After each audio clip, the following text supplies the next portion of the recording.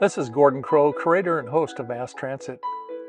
We've been blessed to travel to 10 dioceses and film at more than 40 parishes, chapels, and stations, to include 2 cathedrals and a monastery. We've witnessed what many say is a priest shortage in America. We've also been blessed to meet dozens of faithful priests who've given their all to serve God and ministering to His people. In this series, we share with you the journeys of each of these men in discerning God's call to the priesthood. Each story is shared by the priest in their own words. This series is titled Vocation Stories. A different priest will be featured on the third Friday of each month. If you like Vocation Stories, please click the like button, leave a comment, share the episode with others, and subscribe to our channel to be notified when a new episode is posted. My prayer is that these stories might encourage all who watch to ask, Lord, what do you desire for me?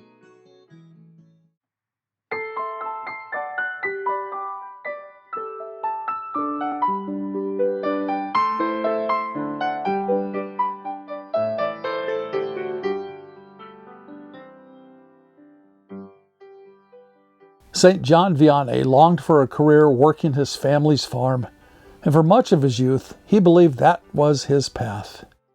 He gave up the security of his rural agrarian vocation for the radical self-giving life of a parish priest.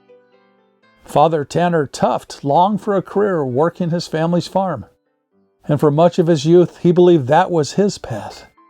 He gave up the security of his rural agrarian vocation for the radical self-giving life of a parish priest. We could not get an interview with St. John Vianney, but we did sit down with Father Tanner Tuft. Here's his vocation story in his own words. Yeah. So I guess I grew up on a farm south of Minneota. We went to those parishes there at St. Edward's in Minneota and St. Eloy in Ghent. Grew up with a pretty normal Catholic family, fairly faithful, strong Catholic family. Did what every normal Catholic family does, just Mass on the weekends, prayer before meals, and that was really just about it.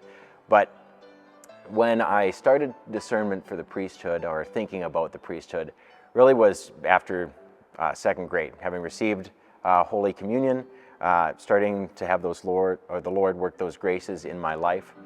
I remember it just came to Mass one weekend, and it really struck me, what's so special about Father? Why do we got to come and see this guy every weekend? What's so special about him? He's not really all that entertaining. It's kind of boring as a second grader, and I didn't know really what to do with that. But there was that question, what's so important about this? And so as I spent time with that question really just followed me all the way through grade school. I went to the Catholic grade school at St. Edward's there, St. Edward's Catholic School. When the priest would come in and talk with us a little bit, he would answer questions in class. But as he was there, that question always remained of what is it about this guy? Why would he choose this life? Doesn't seem like a life that anybody would want to choose. You live alone, you pray all the time, your life is seemingly doesn't have any of the benefits that anybody would want in the world. But as I got into high school, recognizing that I had really set myself up for success. I had good grades, I was a good student in school, I had all the friends that I wanted, I was poised to take over the family farm, which was my love. I loved the family farm, it was the biggest part of my life. And I recognized in the midst of that, although I had set myself up for perfect success, I wasn't really happy. And so I really just got to a point where I reached out to the Lord and I was like, why isn't this working? Everything, humanly speaking, is perfect. It's set, I'm ready to go. And then He placed on my heart just this realization that I had worked so hard to set up my human life the way that I wanted to, that I had forgot to ask Him the question of what it was that He wanted. And that was why He kept placing that question on my heart. What is it about the priest? What is it about their life?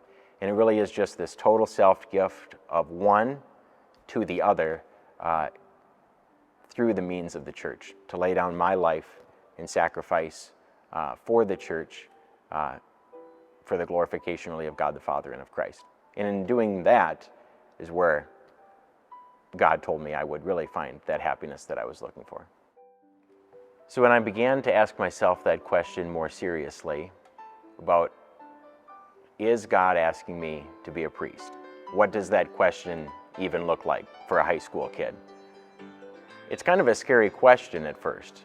And I didn't really want to ask myself that question a whole lot, but I remember we had the opportunity when I was in about my junior year of high school to go on a retreat out to Irene, South Dakota. It's this retreat center called Broomtree. And while we were on the retreat, the reason I went is because we got out of 2 days of school. So perfect opportunity to get out of school. Why not go on retreat? We went on retreat, and while we were there, I was praying the Stations of the Cross. And as I prayed each station, that going back to understanding I had my whole life pretty much set up the way that I wanted to, but there was still that something missing. When I got to the end of the Stations of the Cross, I finally just asked the Lord, what is that is missing? And He said, it is me. I'm what's missing. And there wasn't really an answer to that question other than I'm what's missing. There was no instruction manual on this is what you should do. So I went and I talked to our priest at the time, my local priest, and I said, Father, I've had this experience. I feel like I need the Lord more in my life. I don't exactly know where to go with this. I've had this question about the priesthood my whole life. What am I supposed to do with that? So he looked at me and he said, well, it sounds like you need to go to seminary. And I looked at him back and I said, well, let's hold on here. Let's slow down the train because I think I know what I want to do. I want to farm. Farming's been my whole life. I love farming. Nobody else in my family is going to take over the farm. It's got to be me. I've got that figured out. Why seminary all of a sudden? And he said, well, the thing that you're looking for, what you're desiring, is to grow in relationship with God. He said, seminary, yes, it's a place that forms priests. Of course it is. It's what seminary does. But he said more than that, what it actually teaches is the man how to hear God's voice, to grow in relationship with Him. And then once you know how to hear God's voice, you just do whatever He tells you. I was like, life hack there. Okay, learn how to hear God's voice, go to seminary. Then when I'm farming, life will just be great. I'll say, am I supposed to plant beans or am I supposed to plant corn? Am I supposed to buy more pigs or am I supposed to do whatever? Because I'll be able to pray, hear God's voice, and He'll tell me what to do. So I thought, I can give seminary a shot. I'm sure it's maybe going to be a couple extra years of my life, but for the sake of the life hack, I'll do it. So I went to seminary at St. John Vianney College Seminary up in St. Paul.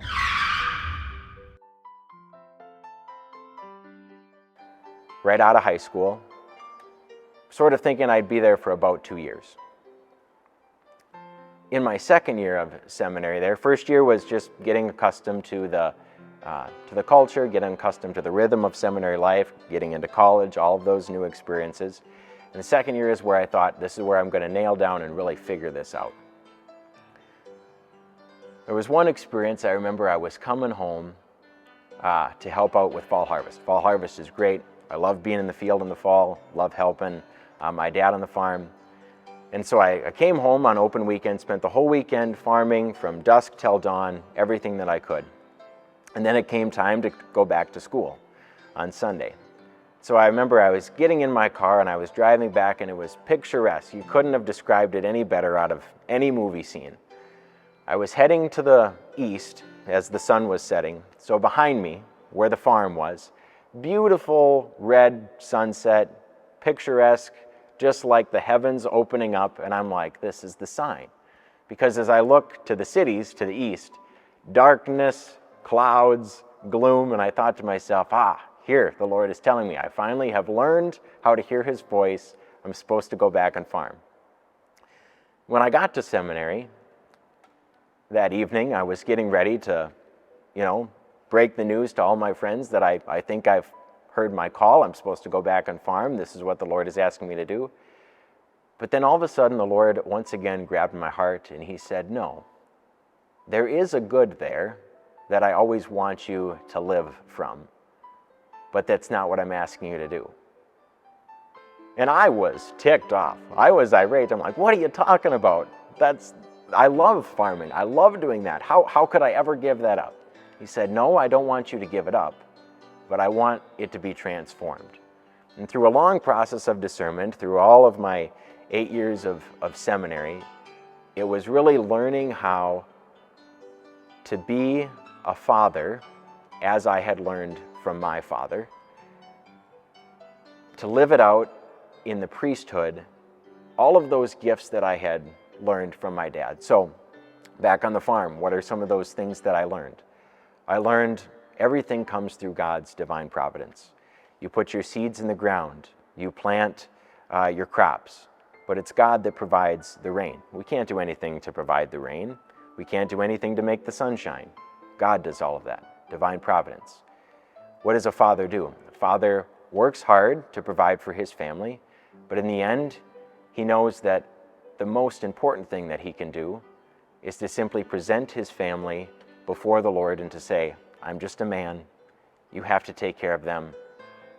I can provide for them, humanly speaking, in an earthly way, but other than that, you have to take care of them. And that's really where my heart lied, and that's what a priest does every day. Is a priest comes as a father of a community, of a parish, or of an AFC, and he simply presents his family before the altar in the sacrifice of the Mass and says, Father in heaven, you have to take care of them.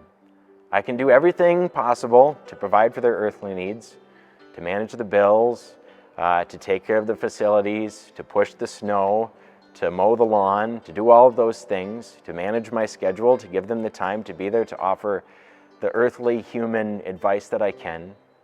But in the end, it always comes down to your divine providence. You have to care for this parish. You have to provide for this family. And as a father, the best way that I can do that is to simply present them before you at the sacrifice of the Mass. And I learned that from my dad on the farm.